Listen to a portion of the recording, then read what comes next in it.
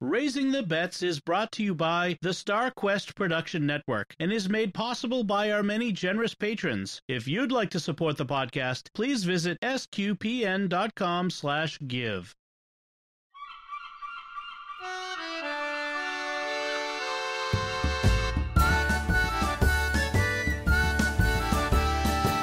You're listening to Raising the Bets, a family podcast of pirates and penguins.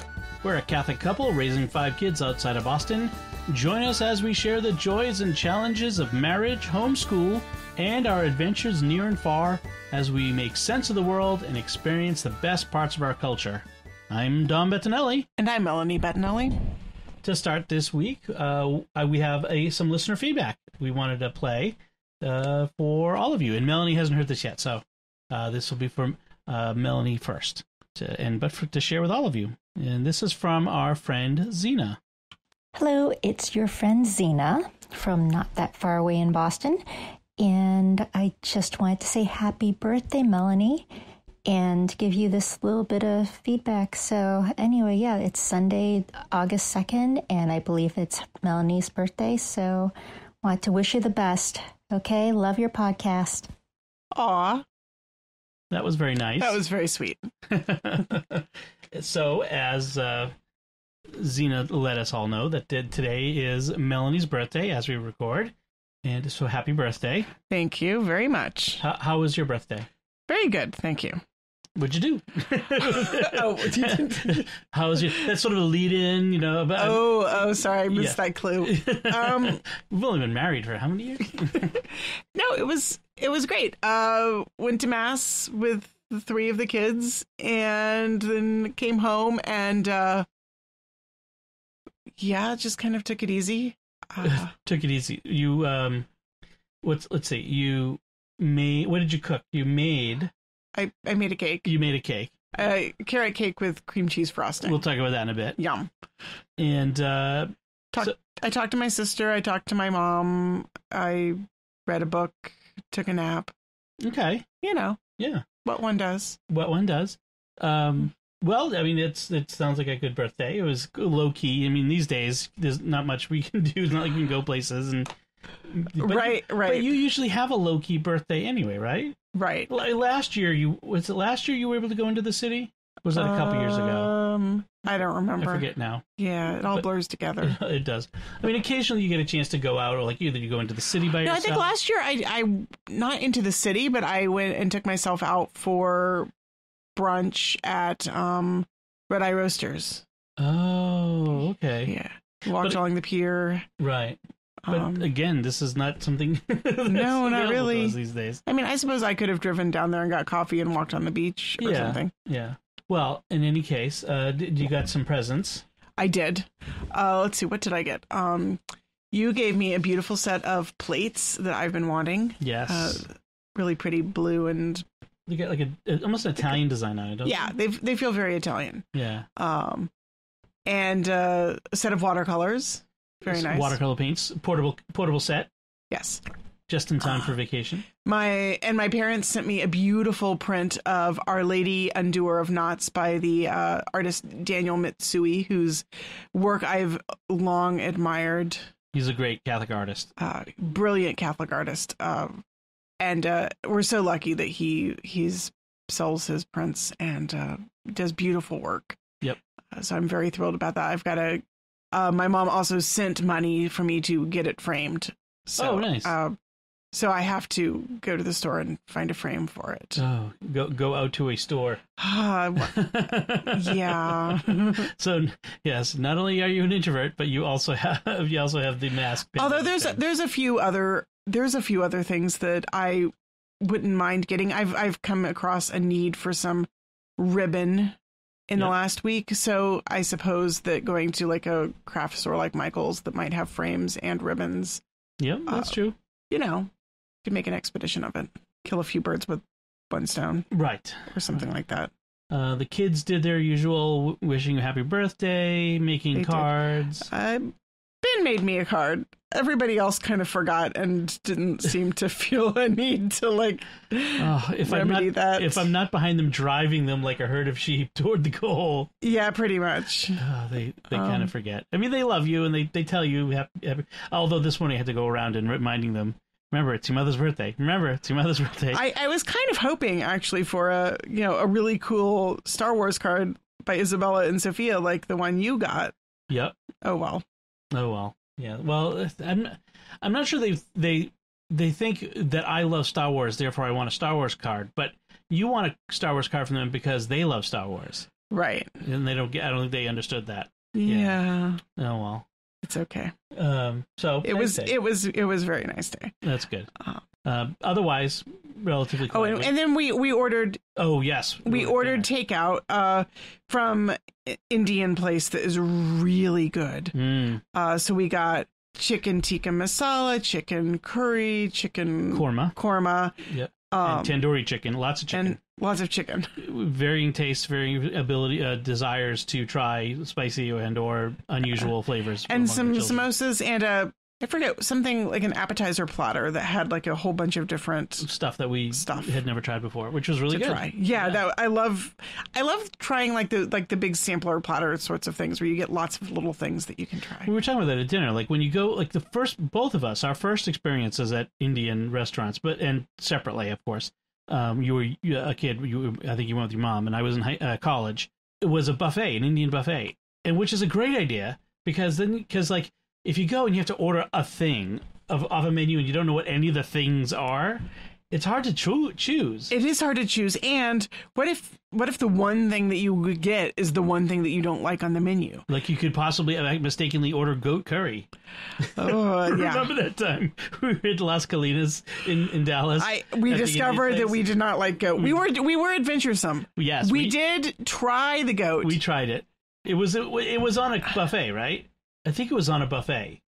I don't think I would have ordered, like, this is my meal. I'm trying goat. No, it wasn't like a order, this is your meal, but I think that, I don't remember serving it from a buffet. I think it was more like a... We got a bunch of stuff in common with the people we were with? No, I think it was more like one of those, like, sampler platter sort of meals where they brought you lots and lots of little bowls. Yeah, that might have been it. I think that was it. But yeah, that's the only time I would have ordered something like that. I mean, it's great. So let's try a thing, give it a shot. What do you get to lose? You get other stuff you can try.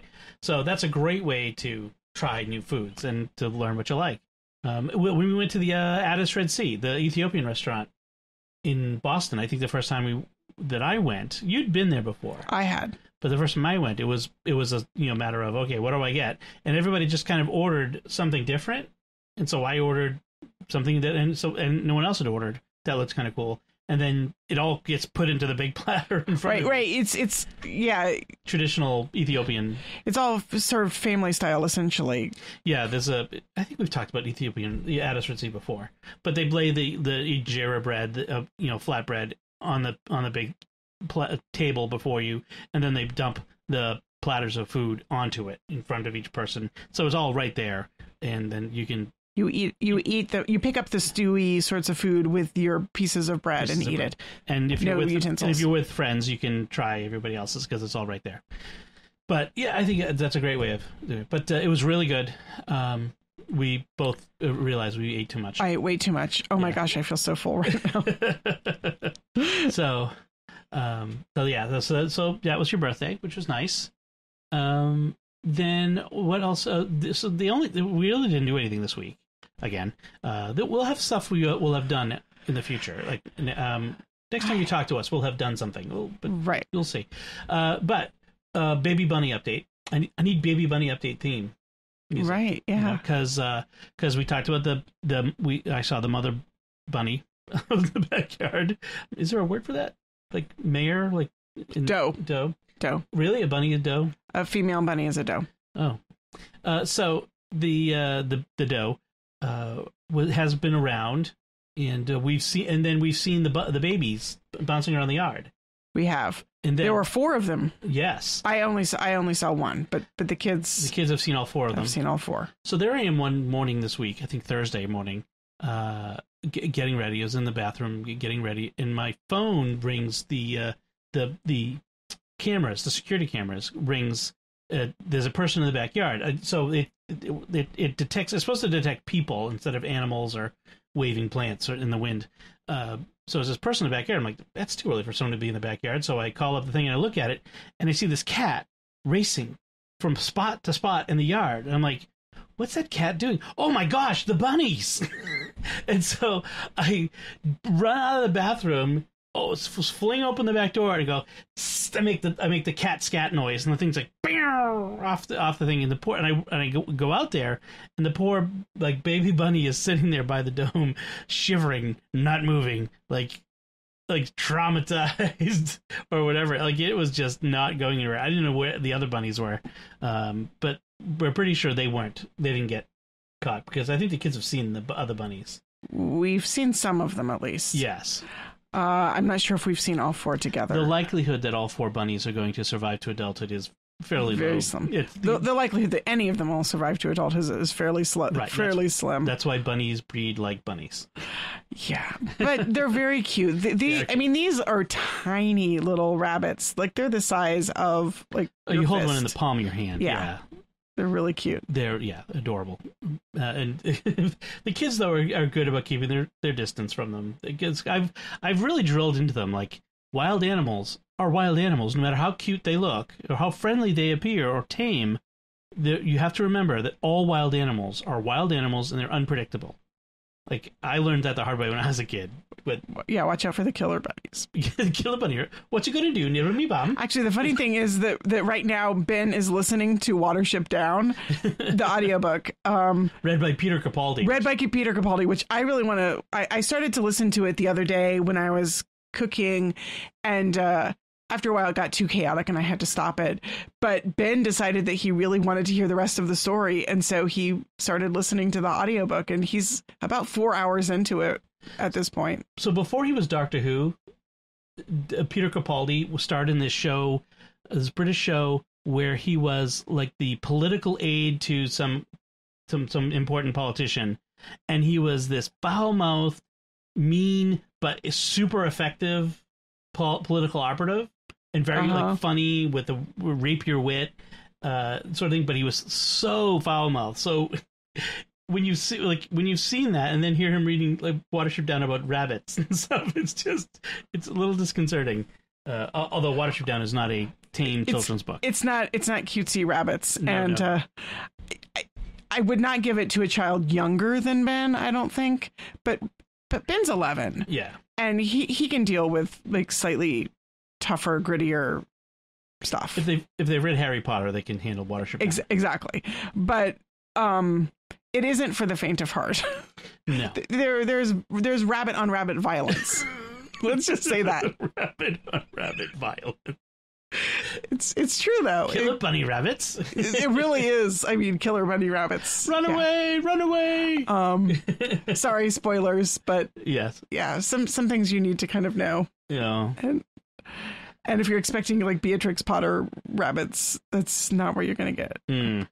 Unless you're thinking about like the fierce bad rabbit. Yes. With the shoots the hunter. I love the fierce bad rabbit. It is one of the funniest stories. Yes.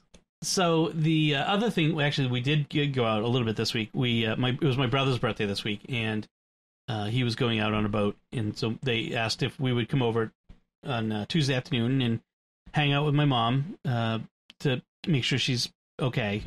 My mom's elderly, and so it's good if someone hangs with her. She's fine, but it's good if someone's there with her to make sure she's okay. And then my dad, who lives with my other brother, found out we were going over to ask me, can you pick me up? I'd like to go over and visit. So, sure. And so, but you went, I was still working, but you went with the kids. So, yeah, we picked up Nanu. Yep. And then we went over to your brother's house, and the kids swam in the pool. And I know the old folks, because it was a really hot day, stayed inside watching TV and chatting with each other. There was a storm that came through, too. Yeah. Right. So we were outside until it started pouring. Right, and then that's about when I came over. Right, you were right just in time for the rain. For the rain to stop, because I came over and we went back out. That's true. It rained while I was driving over. So, and then I fell asleep in the chair. Yes, and my mom and dad were watching old westerns, like old TV westerns, like Gunsmoke They were watching The Rifleman, and then we watched several episodes of The Rifleman, and then Wagon Train. Wagon Train, man, TV was different back then, wasn't it? So very different, and very moral based, like about the morality tale. Yeah, and it was just like there was the Rifleman episode that we saw was like this whole, there's a jealous husband who's convinced that his wife is in love with this other guy. The sheriff or somebody else? No, some other guy. And he's just incredible. And then he thinks that she's after, what's his name? The Rifleman. Right. I don't know his name. I don't remember his name. Anyway, so it's just like very... Well, Wagon Train was sort of like that. So the main character in Wagon Train, he's a Civil War veteran, and he went off to war. He'd left behind the love of his life, and then she turns out to be on the wagon train, this particular wagon train out heading west. And meanwhile, there's this other guy who showed up at the wagon train with her, who fought on the other side in the war. Yes, and also is a jerk and has determined that he's going to make her his, whether she likes it or not, or anybody else. And it was like this whole weird, like, dude, like, what if she doesn't want to be with you? Like, I don't like. It was he was very creepy. And then he was like, he'd walk up to the main character and like, she's gonna be mine no matter what you say, so back off. Like, oh, okay. Like she doesn't get a say in this. Yes, it was very, very weird, old fashioned sort of thing. Anyway, they all loved it, and the kids were like rats watching it. Like, oh, what is this? This is I don't think they've seen anything like that before. No, I mean they've seen a couple of cowboy movies with me, right? You know, a couple of John Wayne movies, but nothing like Gunsmoke, Rifleman, or Wagon Train. I'd never seen Wagon Train before. I hadn't either. Although, what was it? Gene Roddenberry, when he was pitching Star Trek, described it as Wagon Train to the Stars. Interesting. Which is not really at all. Although episodic with morality tales and that sort of going out to dangerous territories, I guess, a little bit, maybe. But that was his original pitch anyway. It didn't really end up like that, but it was interesting. So it must have had a big impression because Lucy ended up writing a poem about it. Right, the next day or the day after, I forget which day it was. She came to me and she said we'd been reading some storybooks, and then she wandered off into her bedroom and was gone for about 10-15 minutes, and then came back into the living room and said, I wrote a poem. And so I said, okay, you want me to write it down for you? Because she's still not great shakes at writing. And so I pulled out my laptop and she dictated it to me. And go ahead, read it. Okay, I'll read it to you. I wish we had it in her voice because it's really cute. It's called The Wild West. The man came walking tired from his long journey. He thought he could see something behind him, creeping among the rocks. It seemed like it may be some snakes or something creeping up behind him. He went on towards his small little wagon waiting for him with his wife and 3 children. He sat down, had a cup of tea, and finished the rest of the day talking to them, telling them stories around the small fire beside the wagon with the horses. It was very hot, the evening was. Then the children went to bed one by one, each begging for another hour. But eventually they all went to sleep, and the children were tucked in with their light sheets. And soon they went to bed too. Tomorrow would be another long day of labor, he thought as he went to sleep. And she's 7. I really love it. It's got a very clear beginning and middle and end. It's got some suspense and drama, and it's got that beautiful detail of the children going to bed, each begging for another hour, and the man looking forward to, like, tomorrow is another long day of labor. I really, it's so sweet. Yes.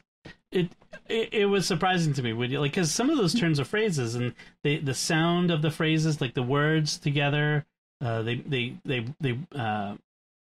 alliteration in them. I mean, yeah, it's really something. I was very impressed by it. She's seen you and Bella both writing poems. That's true. And so I think it's become... And she's a few times she's had ideas that she's asked me to write down, but she kind of has forgotten the idea, like between the idea and writing it down, things get kind of lost. And so she's got one or two phrases, but the whole shape of it kind of gets lost. Yeah. And this is the first time she's really been able to get the whole thing down. I feel like there's a few places where she probably kind of lost a train of thought, like what was creeping up behind him. But still. For a 7-year-old, that's pretty impressive. Yeah. I'm very impressed by that. So she's maybe the poet in the family. She and Bella both. Yeah. It's really fun. I love it when kids start really wanting to write. And Bella hit that at about the same age. Actually, I would start writing down little poems and stories that she would compose long before she had the ability to really write them down for herself. Mm-hmm. But she had these big ideas that she wanted to get down and to be saved. And now she and Sophie do writing together. We've talked about like doing the Waddle and Slidey stories, which we've never done. We've never read a Waddle and Slidey story on the podcast. We've got to really get around to doing that. We do. Yeah. And they also write like Star Wars fan fiction and Harry Potter fan fiction and that sort of stuff too. Which is really what preteens do. They love to live in the universes that they enjoy. Right. So, yeah, it's really cool. So, let's talk about food. You made a couple of cakes this week. I did. I wasn't really in a cake baking sort of mood. Well, we had some celebrations. So we did that too. Friday was the Feast of St. Ignatius. That was Anthony Ignatius's feast day. Saturday was St. Sophia's. In addition to St. Alphonsus Liguori, it was also the optional memorial of St. Sophia. So Sophie's feast day. And then today is your birthday, but also Ben's baptism day. So there's lots to celebrate this week. Right. So you made a cake yesterday. I did. I did not make anything for Anthony's. We just went to the store and got some ice cream sandwiches. Yes. That he picked out. Yeah, three baking days in a row. Actually, I did end up baking on Friday. I just made muffins and granola. You did a lot of baking. I did a lot of baking already, but it was more like just restocking the pantry, sort of snack foods, breakfast foods, sort of thing. So yeah, on Saturday, yesterday, I made a peaches and cream cake. So I had all of these peaches that have been sitting on the counter for too long and they were mushy. Like nobody was going to eat these peaches. They were kind of gross, but not so gross that they really needed to be thrown away. Like they were salvageable. And probably pretty darn sweet, actually, at that point. Right. Just mushy. So I really wanted to, I had made, I think I talked about this on the podcast, the blueberry peach bread pudding that I made. Yes, we talked about that last week. Yum. I really wanted to make it again, but I did not have any bread that I could make bread pudding with. Because you used all the bread the last time you made bread. Right, exactly. I had, the only bread I have in the freezer right now is some Asiago bagels that I'm saving for croutons, but it's not soup and crouton weather right now. Right. So I thought, well, if I did the same kind of peach topping, but put it like on a cake, that could be good, right? That's kind of the similar ideas to bread pudding, like a layer of pastry and then a layer of, So anyway, I found this recipe that looked perfect. It had a vanilla cake and then peaches layered on top of it, and then like a cheesecake topping, like a cream cheese whipped topping. But the recipe I found just had like plain sliced peaches from a can laid on top of the cake. And I thought that was kind of boring because I really still had in mind that rich cooked peaches from the bread pudding. So I decided to combine the recipes. You combined 3 different recipes together. I did. Yep. So the bottom layer was a vanilla cake, and then I had these cooked peaches. I cooked them with butter, brown sugar, cinnamon, nutmeg, and some amaretto in a skillet. And then I layered the peaches on, but I kept back some of the syrup that developed. Yep. And I whipped that with some cream cheese and a little bit of flour and some almond extract. And then I layered that on top. And so it comes off, and then I sprinkle a little bit of cinnamon sugar on top just for fun. Mm-hmm. And it was so good. It was really good. Oh my goodness, it was so good. So you've written up the recipe on your blog, so I'll put a link to that in the show notes in case anyone's interested, then that'll have the bread pudding recipe as well. But yeah, that was peaches and cream cake. I mean, that was a really good idea. Your baking, you've really come a long way in your baking. Like, you've gone from, tentative bread baking and, making a few things here and there to really creating your own recipes. I laugh at myself because it's almost like I can't just follow a recipe. I'm like, I get an idea in my head and I think, well, I don't know exactly how to do that, but I could probably find a recipe that's kind of close and then adapt it. And I almost never bake just right off of the recipe card. Or the cookbook or the webpage. I always like fiddle. Well, I mean, once you understand the principles, how things work, how they go together, then it becomes a lot easier. I mean,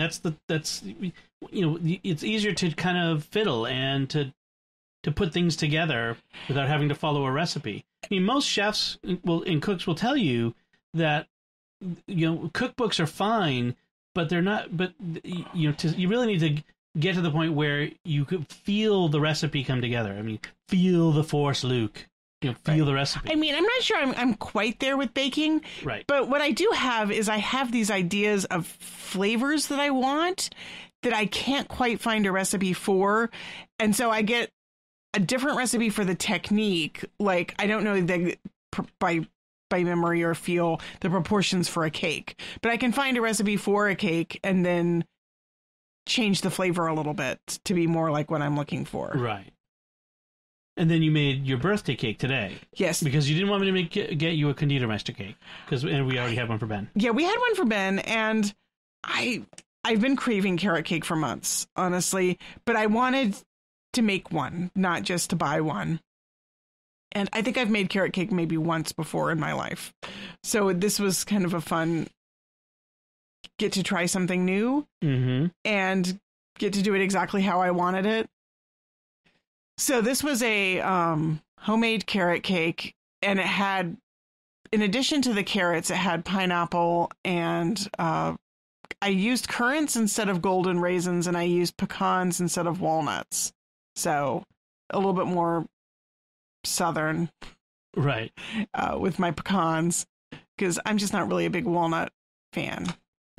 And I made a cream cheese frosting for the top, which was just really good. And it came out really good. It was a good cake. That's for sure. It was very, it was rich, moist. It wasn't dry. Sometimes carrot cake can feel a little carrot cake can be really dry. It can be kind of dry, not really dry, but it has to be some moist. But so dry, a little dry, or way too moist, like rich. This was really a good in the middle. Yeah, I was pretty pleased. I think the pineapple kind of helped to be moist, but not over the top. Yeah. It was good. So I made one thing new this week. It was kind of out of necessity more than anything. We'd had pasta, with spaghetti, at some point in the last week. And we had a ton of leftovers, and we do again. Like, I don't know what it is, but suddenly they're not eating pasta as much pasta as they were before.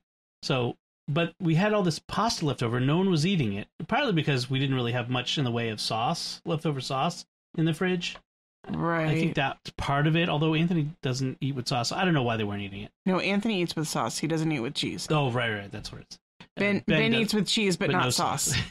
Gotta keep track of them. So I wanted to use it up, and I was looking for something to have for lunch or dinner or something. I think it must have been lunch. No, it was dinner. Was it dinner? Oh, was it? It was the dinner I made, like... Oh, it was Catch Can. It was the night when you just weren't up for cooking. I made, like... Tuna for 2 kids, and I made quesadillas for a couple kids, and... Yeah, we were just not up... just unless anyone gets the wrong idea, we're not, like, baking for, cooking from scratch every night, like, woohoo, we're, like, you spend an hour and a half in the kitchen. There are some nights when it's, like, tuna for you, mac and cheese for you. Right. but I wanted to make something with, and I saw the pasta and I'm like, well, what can I do with this pasta? And I remember hearing before about a pasta, like a pasta frittata.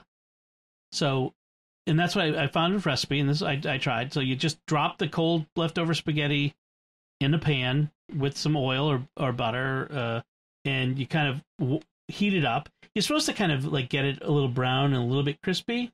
I didn't really wait that long. I guess it might have been good with that way. And then you take a bunch of eggs and you add Parmesan or Pecorino cheese and oil and salt and pepper, and you whisk them together. Mm-hmm. And then once the spaghetti, and in fact, they talk about using sauced spaghetti. So spaghetti with sauce, like starting with that. I didn't start with that, but you could do that. And so if you have, once the spaghetti's ready in the pan, then you just pour the eggs over it, the egg mixture over it, and then let it cook for a while and let it set up a lot. Now the thing with a frittata is you can't cook it from the bottom to the top. It won't ever cook through like that from the stove. You'll burn the bottom before the top is set. So you have to flip it. So that's, a lot of people get really hinky about flipping. And what you got to do is you got to put the plate over the thing and then flip it over and then slide it off the plate back into the pan. And I made the mistake of the plate not being big enough for the pan I was using. Oops. And dripped hot oil all over my forearm. That kind of hurt. But eventually I got it done. And then I had, what little sauce I had, I kind of put it on top of the pieces that I sliced out of it. And it was pretty good. I mean, it wasn't the best thing I ever had, and it needed something, but it was pretty good.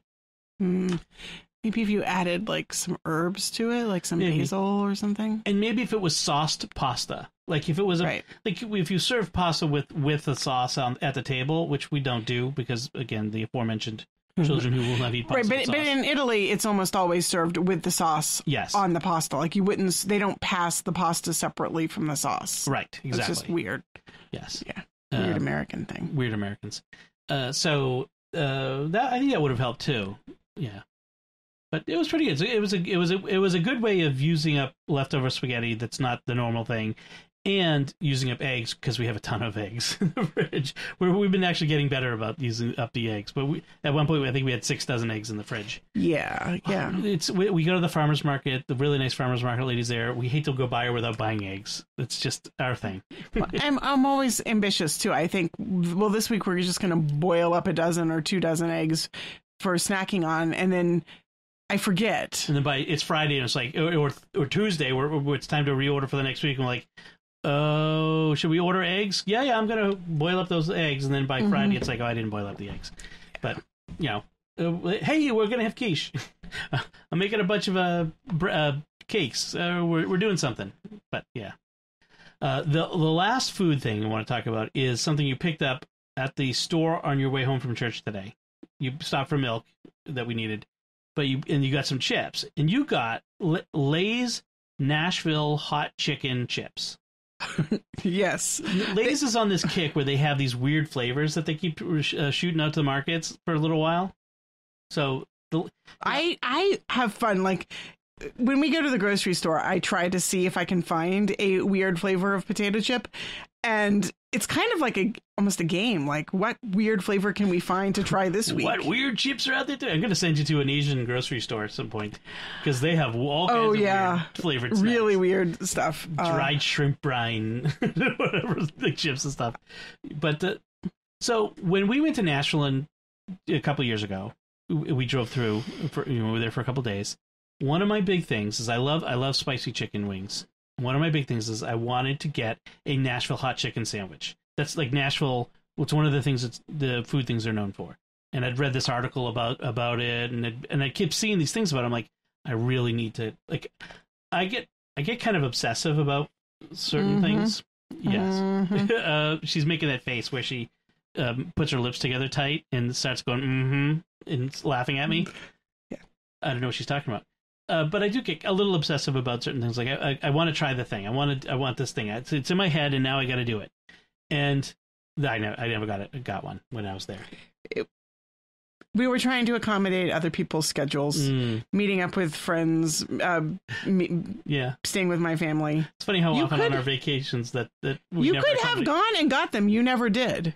Well, I would have had to have abandoned you all at the Nashville Pantheon to go find the. Or you could have gone to do it like instead of eating the dinner that everybody else was having or something like that. I suppose I could have left the house and driven off, and while you guys were eating whatever. That does not really sound like fun to me, but okay. Nobody else wanted, like, none of the kids would have been able to eat the hot chicken, so you would have had to go off, stop at the place and buy it and bring it back. Yeah, I get when it. we weren't eating it. I get it. It just I could have insisted, but it wasn't that important. As obsessive as I get, I wasn't that obsessed with it. If I was that obsessive, I would have gone for it and got it. But so it wasn't that big a deal. But I was disappointed that I didn't get to try a Nashville Hot Chicken sandwich in Nashville. So. And then Kentucky Fried Chicken had them at their stores, and I got one there, and it was obviously disappointing because it's not the same thing. No, but of course not. So you brought these chips home, like, oh, this will be interesting. So what did you think of them? It tasted surprisingly chickeny. It did. I was expecting like it to be Nashville Hot Chicken, like spices, like the spices that you would get on the chicken. Yeah, but I wasn't expecting it to taste like chicken. Like you put it in your mouth and you bite down, and there's a very like front forward flavor of chicken, and that kind of goes away quick. So the chicken is up front, right, and then the spice is kind of at the end. Yeah, and they were hot, and the spice was good. The chicken flavor was a little disconcerting. It was a little off-putting. I won't lie. I won't lie. I probably ate a dozen or so of them. And then I switched to regular plain potato chips.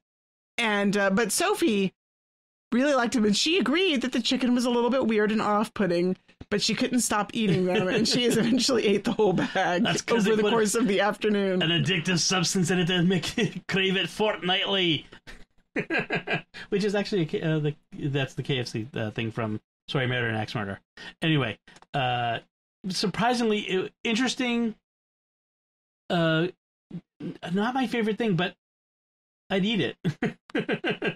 Right. It was kind of the sort of thing that you find yourself eating, even though you're not 100% sure that you really want to keep eating it. Yeah. I'm kind of not unlike, actually, when a friend of mine who was teaching in Japan came back for a visit and brought squid jerky. Squid jerky. I told you, Asian grocery stores. Right? I mean, I would not have picked it, and I wasn't really sure I liked it, but I found myself going back again and again. Tons of amino acids, which means tons of umami. And umami... And I think that might be what explains this too. Umami really is a flavor that you crave. I think I love anything that like mushrooms and steak and anything meaty. That meatiness. It's like you just can't help it. Beef jerky, Slim Jims. Slim Jims are the worst. I hate Slim Jims. I love them. They're so gross. The one thing I'll stop at is I won't eat is the convenience store beef stick contains real cow tongue. Like, I don't know. I don't want to know what's in that. Like, Slim Jim, I'll avert my eyes from the ingredient list. No. But that little, like, preserved beef stick thing, I'm not even going near. That's why I draw the line. Yeah, you draw the line at a different place than me. My line is much lower to the ground than yours. Yes. Oh, yeah. I like beef jerky, though. Even I have standards. They're substandards, but even I have standards. Uh-huh. All right. So that's the food thing. Do you guys have any recommendation for weird chip flavors for us to try? If you do, let us know. Well, would I be able to find them? Well, if it's something you've seen in a local grocery store or a convenience store or something like that, they may not have them here, but I want to hear about it. I do want to hear about it. And your friend Kira in Toronto, she goes to all the Asian stores, she does, the Japanese stores, and gets all the weird stuff. So she's always got interesting tales of foods that she's eating. I say weird, it's other people's culture. I respect it. It's still weird. I've got weird things, so no big deal. Let's talk about what we've been reading and watching. I want to talk about a movie I watched that I've been hearing about for years. It's called Ip Man. Ip Man? Yes, IP space MAN. Oh, Ip Man. okay. It's a kung fu movie. Aha. Starring Donnie Yen, who was, I keep forgetting to look up his name. He was in Rogue One. I am one with the Force, and the Force is with me.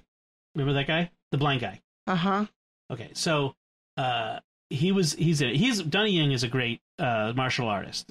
He's really good, but well known, been in a lot of movies. So it's the story of this guy in this Chinese village. I don't remember the name of it.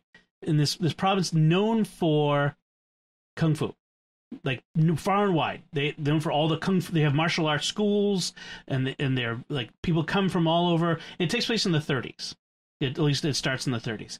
And Ip Man, that's his name, is the foremost martial artist. But he doesn't run a school. He doesn't take students. He's apparently independently wealthy of some sort for however he is. But he maybe family money or something like that. He's got a wife and a son, and it's very interesting. You have these people who come and challenge him. The new head of one of the schools wants him to spar with him so that he can prove how good he is, because he's got the school. If he can beat Ip Man, that means he can, people will flock to him as his students, that sort of thing. And, they have a little duel, and of course Ip Man is better. But he's very gracious, he's very polite, he's very accommodating, he never shows someone up, because he's better than him, that sort of thing. It's a very interesting, and it's apparently based on a true story. A true story. Of the man who was Bruce Lee's mentor. Interesting. So when World War II runs around, the Japanese invade China, and they invade this area. And so you have this story of Ip Man, he and his family they're thrown out of their house, they're homeless, they're trying to get by, the Japanese are killing people, they're treating them horribly, but the Japanese general of the occupying force, he's a martial artist, and he wants to see the best of the Chinese martial artists and compare himself to them and learn what he can from them. And he runs across Ip Man and sees how good he is and wants to challenge him and tries to hire him to teach his soldiers his martial art, his kung fu.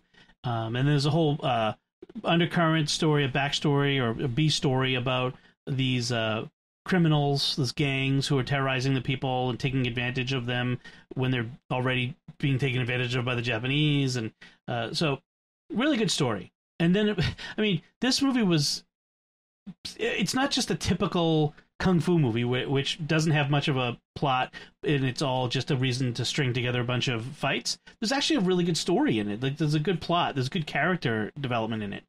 It was well done, and it was so well done that they've made 3 sequels to it. There's at least an Ip Man 4 out there, I guess. But wow. I don't think Donnie Yen is in the 4th one. I think he's only in the first 2. He ends up in Hong Kong in the second movie. They've moved to Hong Kong after the war, I guess. But so interesting movie. It was on Netflix, which is how I was able to watch it. I think they're all on Netflix. So Ip Man was pretty good, I have to say. I like kung fu movies. I've watched some, and this was a good one. Fun. Something else I read this week that all the kids have read, that finally came, was a graphic novel called The Rise of Kylo Ren. It's a Star Wars graphic novel, obviously. It was supposed to come in beginning of April. I pre-ordered it, and because of the pandemic, it got kept pushed back, and finally it came. And so they've all been poring over the thing, which is awesome, especially Anthony.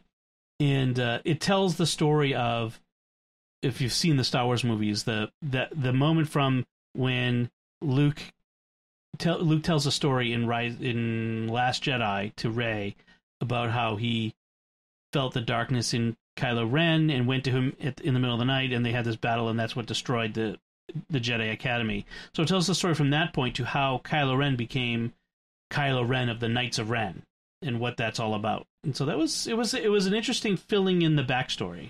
I still have not had a chance to read it because the kids have not let me get a hold of it yet. Yeah. I do actually have to find it because what tends to happen is it gets secreted away, squirreled away in like a bed somewhere or under a bed or on the floor, and then the book gets destroyed. So I need to go rescue it at some point. Yeah. They're not easy on books. Yeah. But it raises questions as well as answers, some of them. There are some things I'm thinking, I ask myself, like, but why? But why? And I think there's a little bit of... Like, but why? Because they didn't think it through, or but why? Because there's still more story to be written. I think some of them are plot holes. I think some of them are, they didn't think it through, and that this doesn't work, like with everything else that they've already done, and now they're going to have to write their way out of it somehow. But some of it is also just... they're doing a thing, but you're not explaining why they're doing that. Like, what is that person's motivation to do something that seems out of character there? That just there's a couple of things in it like that, and a couple of things where it feels like they're trying to round off the edges of Kylo Ren's evil. When Ben Solo, because by the end of Rise of Skywalker, spoilers, Ben Solo is no longer Kylo Ren.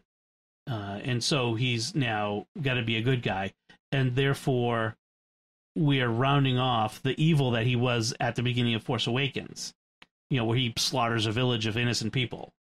I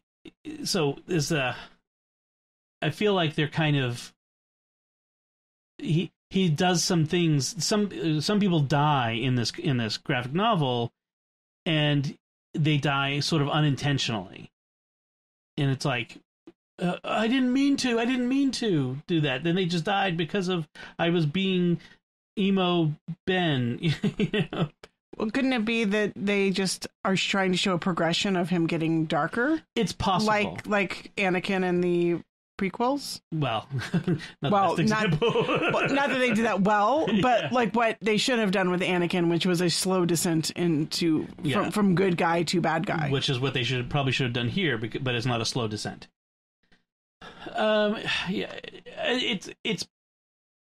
It's possible because by the end of the graphic novel, he's just full on doing bad things, like he's fully become Kylo Ren. So it's possible they're showing a progression, but once again, like they did with Anakin, it's way too compressed. The time frame. Take the time. If this had been a conventional novel, there would have been the time to develop that, and they didn't have the time to develop that. But nonetheless, a good graphic novel. So what have you been reading?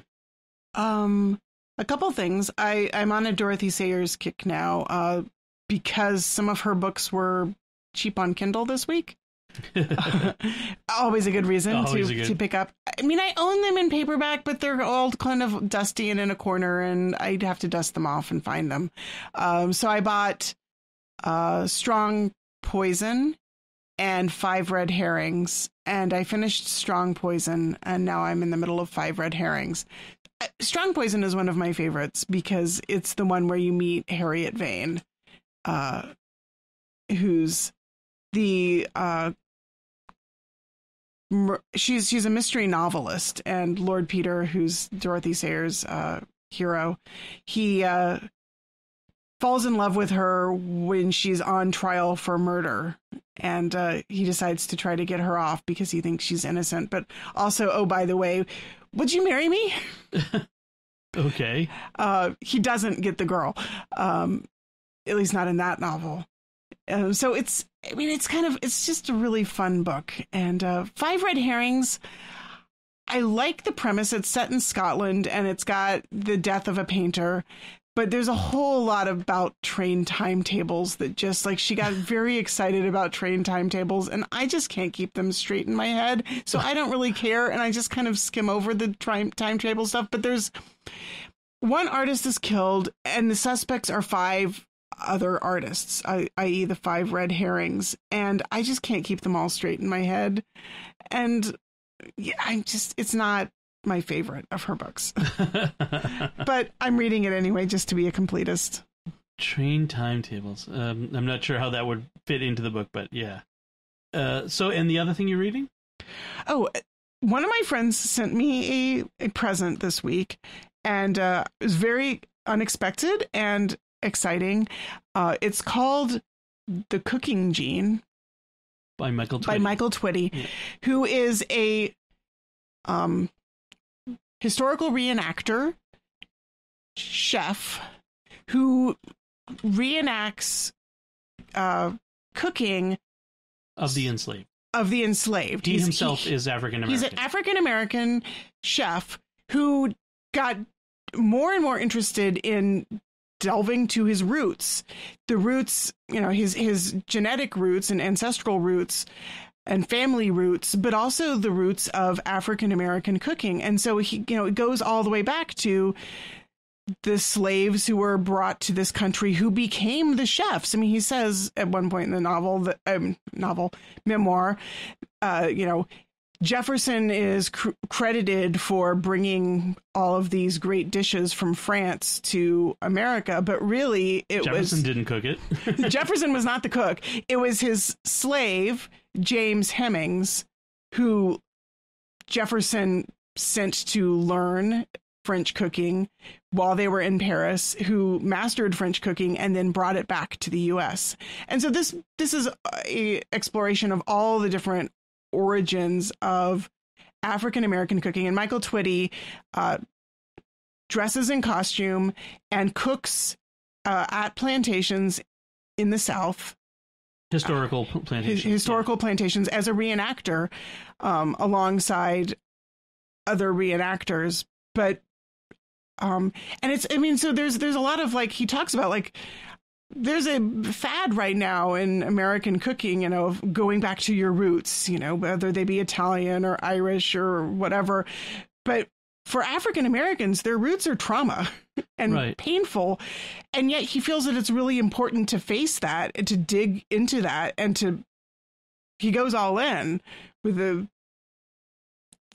ingredients, the pots, the pans, the location, the costume, everything. But he's also feels like he's more challenged than other reenactors because he's not taken as seriously. He has to kind of prove himself above and beyond. So he gets into the science of it, the botany, learning the scientific names of everything, the historical names. And so there's all of these things woven together, his personal history, about his family, about reenacting, about the food, the recipes. It's this beautiful memoir with multi-layers, and it's beautifully written. His language is really just gorgeous. And a really fascinating history of cooking. So I came to I first learned about Michael Twitty 3 years ago on the Townsend's cooking channel, the James Townsend and Sons, or the guy's name is John Townsend, but it was called the James Townsend and Son cooking channel. John Townsend owns a reenactor supply store basically in Indiana, and has had this channel on YouTube for over a decade. And for most of it, a lot of it has to do with cooking of the 18th century and in the late 1700s. And so he went to George Mason House, I think it is. It's one of the founding fathers, George Mason, where he met Michael Twitty and did several episodes with him on some of the cooking that he does from that era.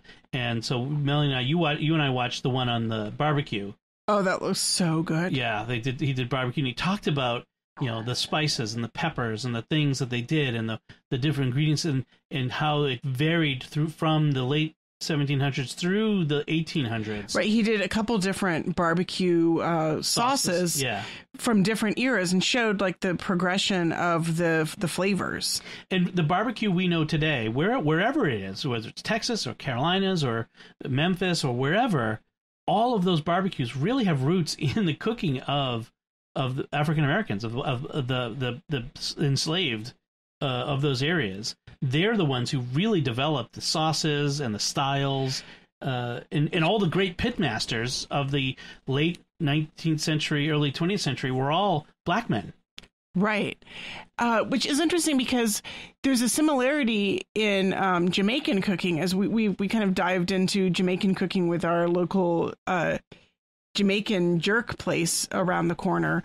And that is also, Jamaican cooking is also sort of a mixture of the African slaves in Jamaica. Yep. Bringing their... But also is a sort of a barbecue, but with this peppers and the spices that they found from the Native Americans or the Native Indigenous peoples of Jamaica. The Carib Indians. Yeah. Yes, that's what the word I was looking for. So, yeah, fascinating. I love learning about the history of cooking, and it's so many different layers going on. It was also interesting because I later heard Michael Twitty on the Milk Street Kitchen radio show podcast with the, what's his name from? He was on America's Test Kitchen before. Christopher Kimball.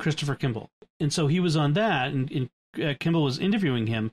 And it was about this book, The Cooking Gene. And one of the things he was talking about was going back to Senegal, which you probably haven't got to in the book yet. Glancing through the book, it looks like that's actually the afterword.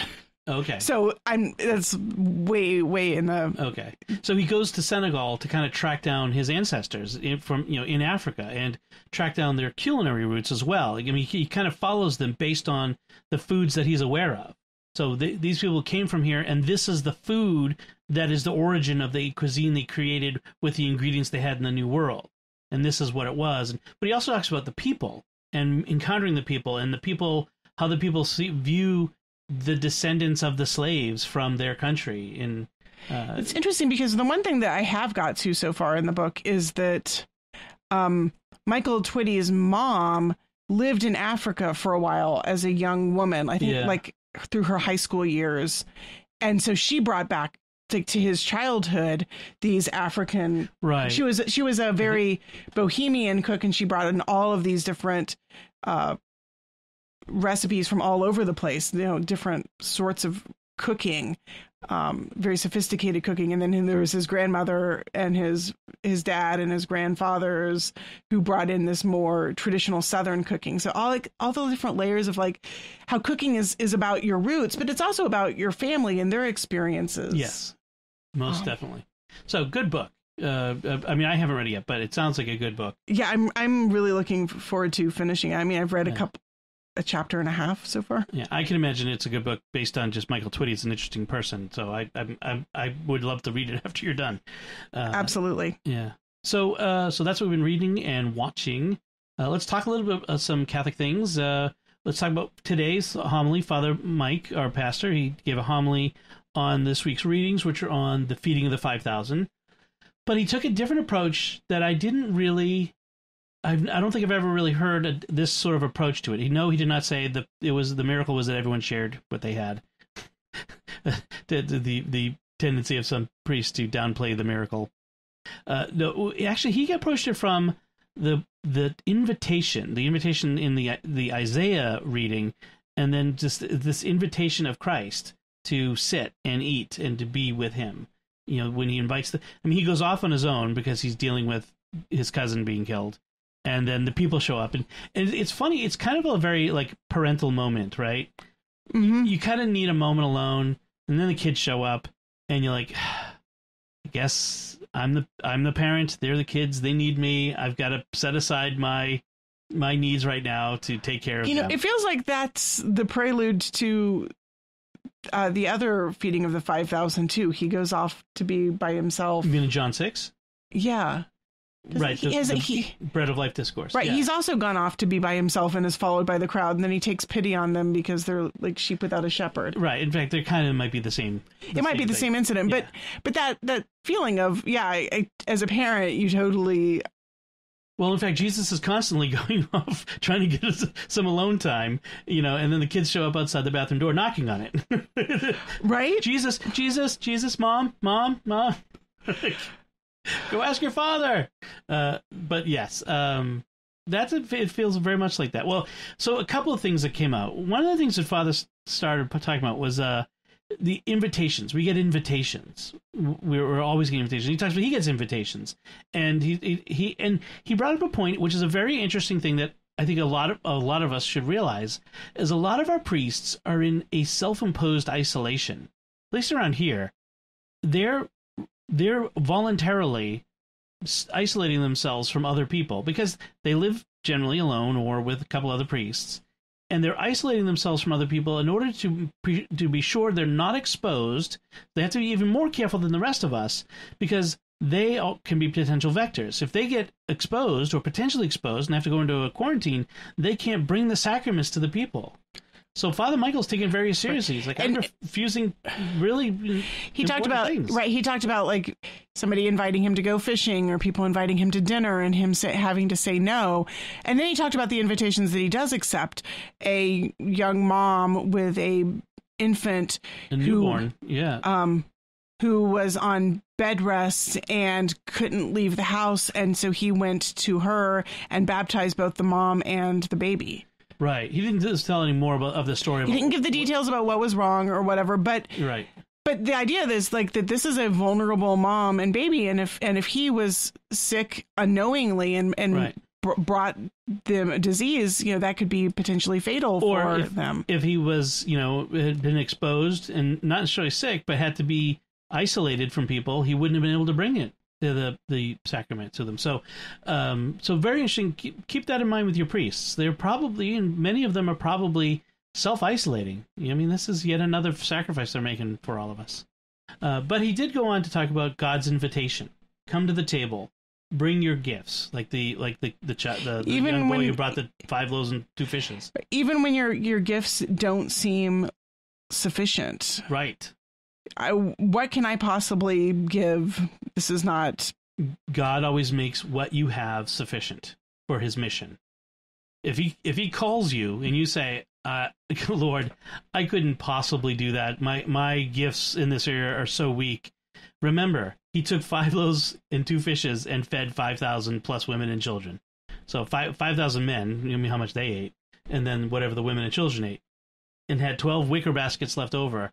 God will make you not just abundantly full, super abundant with the gifts that you need to do the mission that He's calling you to do.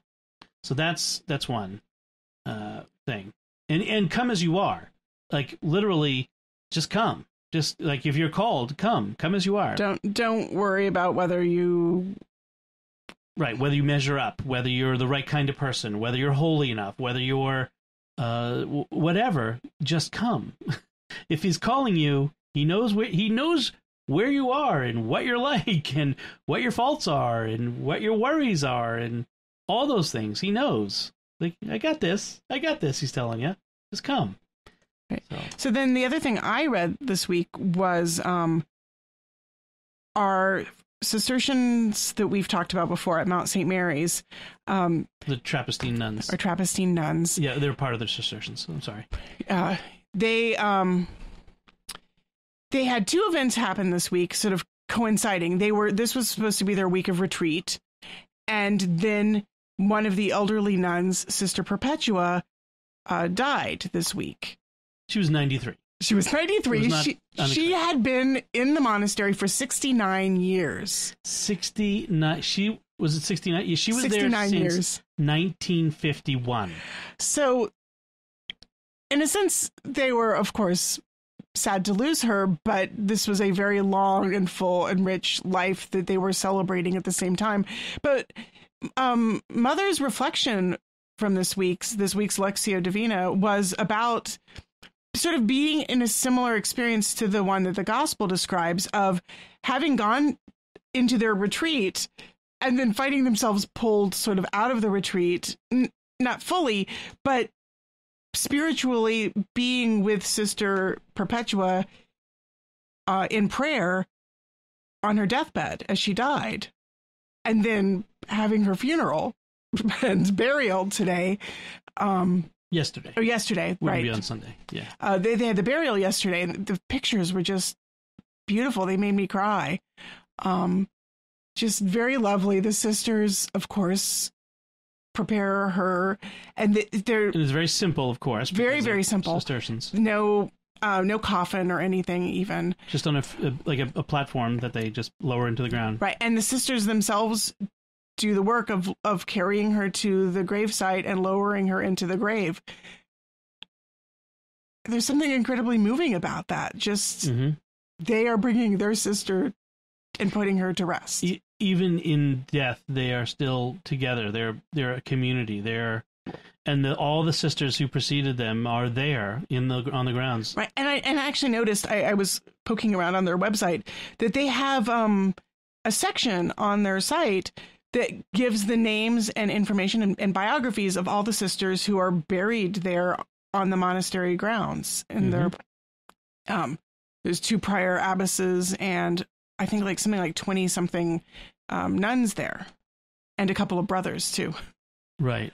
And it's just very beautiful.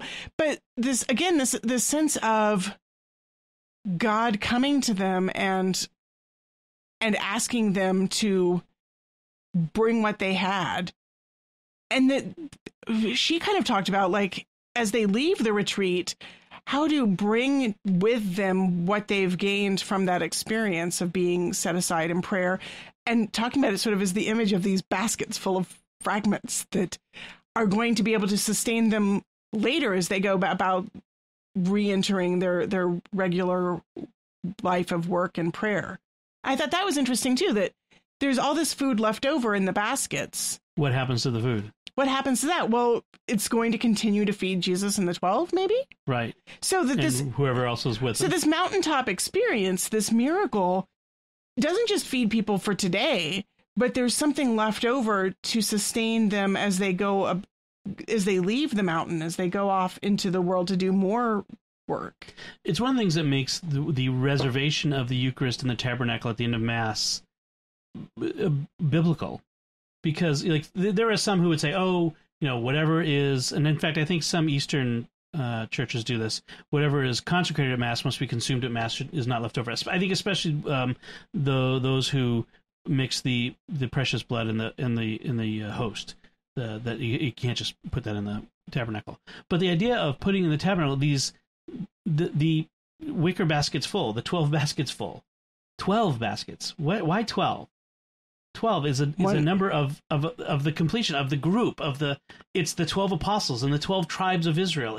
12 is a very important number to signify the totality of God's family. It's enough food left over to feed the family. For a basket, I'm not sure how big a wicker basket was, but probably enough. It sounds like enough to feed for a while.